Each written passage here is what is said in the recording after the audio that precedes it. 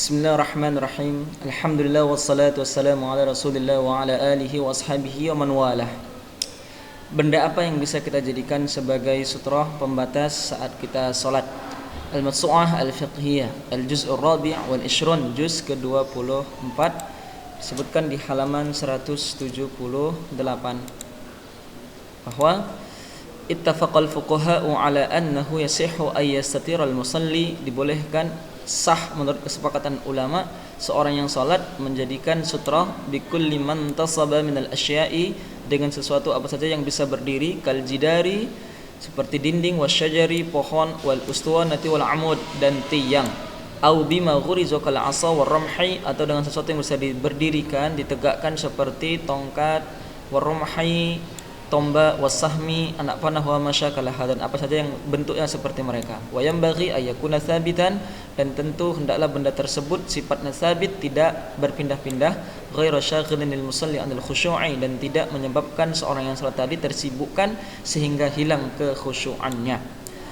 Wastasnal malikiyatu al-sitara bihajarin wahidin, dan ulama Malikiyah mengecualikan tidak boleh kalau sutrah tersebut dengan satu batu. Kata mereka, yukrahu bihi ma wa'a wujudi ghairihi li syabahihi bi ibadatis sanami, dimakruhkan ketika ada selain batu tersebut, ada yang lain. Kenapa? Satu batu itu menyerupai menyembah berhala. Ya, fa in lam yajid ghairahu jaja, tapi kalau enggak ada selain dari satu batu tadi, maka hukumnya boleh. Kama yajuzu bi aktsara min wahidin, sebagaimana dibolehkan dengan banyak batu. Ini kata ulama, boleh apa saja yang dijadikan sebagai sutra, sesuatu yang bisa berdiri seperti tongkat, tombak, anak panah, ya, pohon, tiang, ya, yang jelas dia tidak berpindah-pindah, sabit. Dan yang kedua tentunya tidak menghilangkan kekhusyuan orang yang sholat. Ya, juga mazhab Maliki mengatakan kalau satu batu terlarang ketika ada selain benda yang lain daripada itu. Ya, adapun bagaimana dengan kita dengan badan manusia atau bahkan dengan badan hewan atau dengan garis aja, maka para ulama sebutkan di halaman berikutnya, al-istitar bil adami, menggunakan sutrah dengan badan manusia. Dhahaba jumhuril fuqaha'i, mazhab mayoritas ulama fikih, yakni Hanafiyah, Malikiyah, ya, dan satu lagi, ya, ulama al-Hanabilah selain mazhab Syafi'i, ya, Hanafi, Maliki, Hambali selain Syafi'i. Memang ada satu pendapat dari Syafi'iyah, wa huwa qaulun inda Syafi'iyyati, namun tidak menjadi mazhab mu'tamad di Syafi'iyah, bahwa ila sihatil istitari bil adamiyyi fi sholati, sahnya seseorang, ya, yang salat menggunakan sutrah dengan badan manusia. Ini mazhab jumhur ulama selain Syafi'i, ya. Dan tentunya ada syarat-syarat dan ketentuan-ketentuan dari masing-masing mazhab yang membolehkan. Hanafi, Maliki memberikan syarat begini, yasihu ayyatira bi dhahri kulli rajul min qa'imin aw qa'idin, ya, dibolehkan dengan punggungnya laki-laki yang berdiri ataupun duduk, la biwajhihi wala binaimin, juga tidak boleh, namun tidak boleh menghadap wajahnya atau juga kepada manusia yang sedang tidur, tidak boleh. Wa mana'u al-sitara bil mar'ati ghairil mahrami, juga tidak boleh kepada badan wanita yang tidak mahram. Adapun mahram maka dibolehkan. Ini ketentuan dari dua mazhab, Hanafi, Maliki, yang membolehkan, ya, dia tidak boleh menghadap wajah, tidak boleh orang tadi itu tidur, atau kepada wanita yang tidak mahram. Adapun yang mahram wanita maka dibolehkan, ya. Kondisinya baik dia duduk, berdiri, sama saja itu dibolehkan, ya. Adapun ulama yang ketiga yang membolehkan tadi adalah Hanabilah. Amal Hanabilah faqad atlaqu jawazal istitari bi adamiyyin ghairi kafirin. Mereka membolehkan secara mutlak menjadikan sutrah dengan badan manusia, yang penting ghairi kafir, tidak seorang yang kafir, ya, itu kata mereka. Ya, namun bagaimana dengan menghadap wajah tadi? Hanafi, Maliki melarangnya. Begitu pula yang semuanya. Wa amma salatu ila wajhil insan, salat dengan menghadap ke wajah manusia, fatuqrahu, maka hukumnya dimakruhkan indal jami', seluruh mazhab memakruhkan orang salat menghadap wajah manusia, ya. Dan seperti itu hukum di kalangan mazhabil ulama, bolehnya menurut mayoritas ulama menjadikan punggung manusia sebagai sutrah kita saat salat. Yang kedua, ya, al-istitaru bid-dabbah, menjadikan sutrah dengan badan hewan, ya. Dhahab al-Hanafiyyah wal Hanabilah ila jawazil istitari bil dabbati mutlaqah. secara mutlak mereka membolehkan menjadikan sutroh dengan badan hewan, ya. Ini kata mereka berdalil dengan kata mereka bahwa fa'alahu Ibnu Umar wa Anas radhiyallahu taala anhuma. Dua sahabat Ibnu Umar dan Anas katanya diriwayatkan pernah melakukannya. Ya, lam rawa Ibnu Umar, di mana Ibnu Umar sendiri pernah meriwayatkan radhiyallahu anhuma anna Nabiy sallallahu alaihi wasallam shalla ila ba'irin, di mana Nabi pernah salat menghadap seekor onta. Kata Ibnu Umar dalam riwayatnya. Ini disebutkan ya di footnote nomor 5 ini, ya, rujukannya adalah hadis ya Al-Bukhari, juga Imam Muslim meriwayatkannya. Jadi Bukhari Muslim meriwayatkan Rasulullah pernah salat menghadap ke onta, sehingga kata Hanabilah secara mutlak boleh, ya. Adapun Maliki, wa mana al-malikiyatu al-istitara bid-dabah. Ulama Maliki yang melarangnya karena katanya ada najis di situ, ya. Hanafi Hambali membolehkan secara mutlak, Maliki melarangnya. Bagaimana Syafi'iyah? Amma Syafi'iyyatu fal aujah indahum annahu la yajujul istitaru bid-dabbati kama la yajuju bil insan.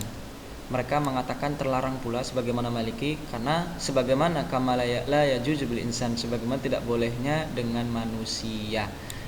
Sebabnya begini, wali annahu la yu'manu ay yastaghila bihi fayataghafalu an salatihi, karena tidak aman, tidak bisa terhindari dari seseorang kalau menggunakan dengan hewan dan manusia, kecuali akan membuat dia ghaflah, lalai, hilang kekhusyuannya saat salat. Itu alasan mereka. Namun ada ulama Syafi'iyah yang lain, yakni Muhammad Amr Ar-Ramli Asy-Syafi'i, ya, Imam Ar-Ramli mengatakan amma dabbatu fa fi sahihain, bahwa menghadap ke ad-dabbah, hewan, di dalam dua sahih Bukhari dan Muslim, anna Nabi sallallahu alaihi wasallam kana yaf'alu, diriwayatkan Nabi pernah melakukannya.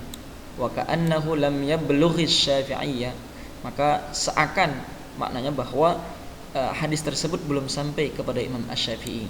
Wa ta'ayyana al-amal bih, maka harus ditakyin, dirinci untuk mengamalkannya, ya, bahwa kepada hadis sahihain, apa yang disebutkan dalam hadis sahihain maka dibolehkan. Sehingga wa hamala ba'duhumul man'a, sebagian ulama Syafi'iyah membawa pengertian larangan dari Imam Syafi'i untuk menghadap ke hewan ala ghairil ba'ir, hanya khusus kepada selain ba'ir. Hanya ba'ir saja yang boleh, onta saja, menghadap onta saja yang boleh sesuai dengan hadis tadi itu. Adapun yang selain ba'ir, maka ulama Syafi'iyah tetap melarang, ya. Allah alam shawab. Ala kulli hal, Hanafi Hambali membolehkan dengan hadis sahih semua hewan, ya. Maliki melarang, Syafi'iyah melarang kecuali onta, ya. Allah alam shawab. Ini istitar, menjadikan sutroh dengan badan hewan. Yang terakhir, atasatur bil khat, bagaimana kalau menjadikan sutroh dengan garis, ya. Disebutkan innam yajidil musalli ma yansibuhu amamahu, kalau seorang yang salat tidak menemukan apa saja yang dia bisa tegakkan di depannya, falyakhutta khattan, hendaklah dia menggariskan satu garis. Wa hadza 'inda jumhuril fuqaha'i, dan ini ternyata menurut mayoritas ulama. Siapa ulama tersebut? Asy-Syafi'iyah, Hanabilah, warrajih 'inda mutaakhiril Hanafiyah, dan yang lebih kuat di kalangan menurut ulama Hanafi kontemporer yang belakangan terakhir, ya. Dan berarti Syafi'i, Hambali dan Hanafi berarti melainkan Maliki yang tidak, ya, bahwa dengan khat itu dianjurkan kalau seorang tidak menemukan yang lain selain daripada itu, ya, dia harus buat itu garis menurut jumhur Syafi'i, Hambali dan Hanafi. Kenapa? Ada hadis dari Nabi sallallahu alaihi wasallam, idza shalla ahadukum falyaj'al tilqa'a wajhihi syai'an, jika salah seorang kalian salat, hendaklah dia menjadikan sesuatu ada di depannya. Fa illam yajid falyansib 'asa, kalau enggak dapat maka hendaklah dia tegakkan, ya, satu tongkat. Fa illam yakun ma'ahu 'asa, kalau juga tidak menemukan, tidak memiliki tongkat, falyakhutta khatta, kata Nabi, hendaklah dia menggariskan satu garis. Summa la yadurruhu ma marra amamahu, maka kemudian ya tidak mempengaruhi salatnya yang lewat di depannya, ya. Ini kata Rasulullah SAW. Namun di dalam sanadnya tersebut, ya, ini bahwa Imam Asy-Syafi'i wa dha'afahu Asy-Syafi'i, didoifkan Imam Asy-Syafi'i hadis tadi, ya. Walaupun ada hadis tadi doifkan Imam Asy-Syafi'i, tentu intinya bahwa mazhab jumhur ulama Syafi'i sendiri dan Hanabi dan Hanafi membolehkan dengan cara seperti itu, ya. Allah alam bisawab. Ala kulli hal kita dibolehkan menjadikan sutroh dengan garis, yakni ketika dalam kondisi darurat tidak ada bahan atau benda selain daripada kita bisa menggariskan sesuatu itu. Ya, tidak ada benda yang lain, maka lakukan dengan garis semacam ya di tanah dengan dia gariskan ke bumi, atau kemudian ya dia dengan sesuatu yang bisa dia bentangkan, maka itu sudah menjadi keadaan darurat yang dibolehkan oleh mayoritas ulama selain Maliki.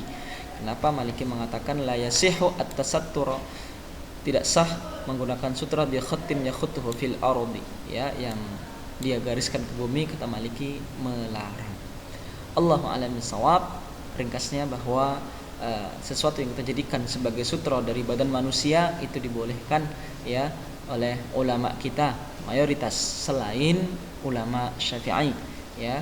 Dan ulama Syafi'i juga melarang sampai kepada menjadikan sutra dengan hewan, sebagaimana mereka melarang menjadikan sutroh dengan badan manusia. Adapun jumhur Hanafi, ya, kemudian Hambali dan Maliki membolehkan, walaupun mereka dengan syarat yang sebagaimana kita sebutkan tadi. Dengan hewan, sebagaimana Syafi'i melarang, maka Maliki juga ikut melarang dengan hewan karena ada najisnya. Kemudian Hanafi dan Hambali lah yang membolehkan dengan hewan, karena dengan dalil hadis Bukhari Muslim, Rasulullah pernah sholat dengan menghadap seekor onta. Terakhir dengan garis, maka hukum sutra dengan garis kata mayoritas ulama, ya, selain Maliki, yakni Syafi'i, Hambali dan Hanafi membolehkan dalam kondisi darurat, tidak ditemukan lagi ya benda-benda yang bisa ditegakkan di depannya. Wallahu a'lam bishawab. Wassallallahu ala Muhammad wa ala alihi washabihi wasallam.